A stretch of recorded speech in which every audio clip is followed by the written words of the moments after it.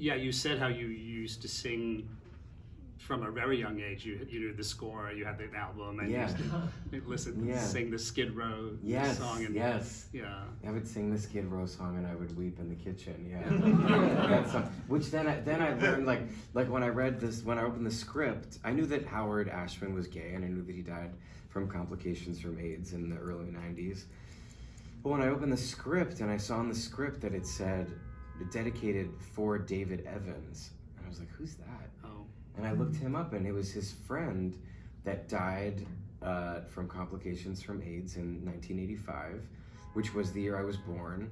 But just the idea that this whole script was dedicated to him. Yes. And Tom Curtahay, who was our lead producer on the show, said at the first meet and greet, this happened at the Orpheum Theater in the mid 80s, and everyone was dying and we didn't know why, and I would go to the theater to celebrate and laugh and release, and then of course like Howard ends up writing the Disney movies like The Little Mermaid and Beauty and the Beast and Aladdin that were all a part of my life growing up, and then I just think to like my 12-year-old self singing, "Someone show me a way to get out of here," and it's like so meaningful and so full and I can connect all the dots now to why I was crying in the kitchen when I was 12. I didn't know why when I was doing it when I was 12, why I was moved. I was just drawn to it and I was doing it.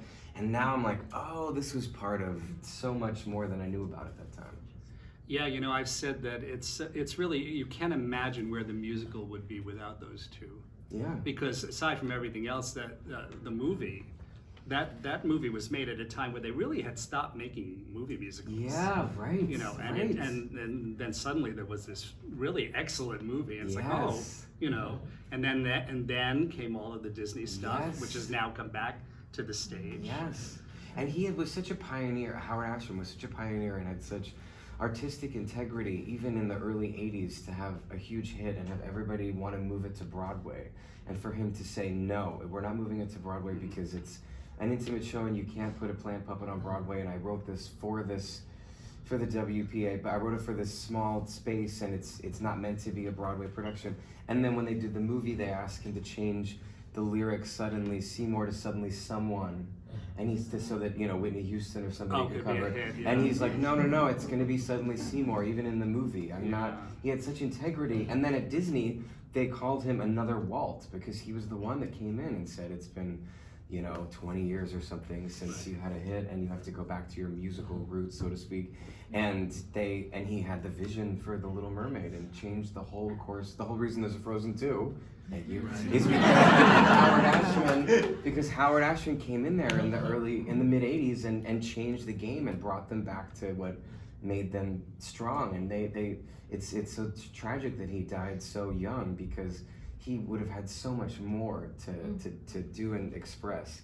And it's been so cool getting to have a more intimate experience of his life, because Sarah, his sister, and Bill Lauk, who is his widower, who accepted the Oscar during Beauty and the Beast, they are very involved with his estate, obviously, and they were the ones that had to approve our version, and they were also the ones that were like, we're never doing it on Broadway again, it would only have to be off Broadway.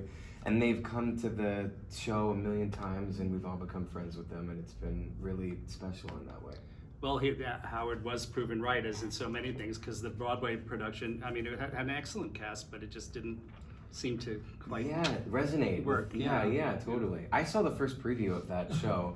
It was the first year I moved to New York, and I was like, I loved it. It was like I moved to New York on a Wednesday, and I think it was a Friday or something, and I saw that first preview of it, and I was in the last row or something. I got standing room. I don't know why it was the very first preview, but the audience went crazy the minute it started, because it's got that cult following, and it was the first preview, as like everyone in the theater wants to see the first, and I was like, this is what it's like to be in the New York theater audience, when like there's that extra energy that you don't get anywhere else, when people know it's the first preview and people are obsessed with Little Shop. And so when I saw it on Broadway, it was a very exciting experience.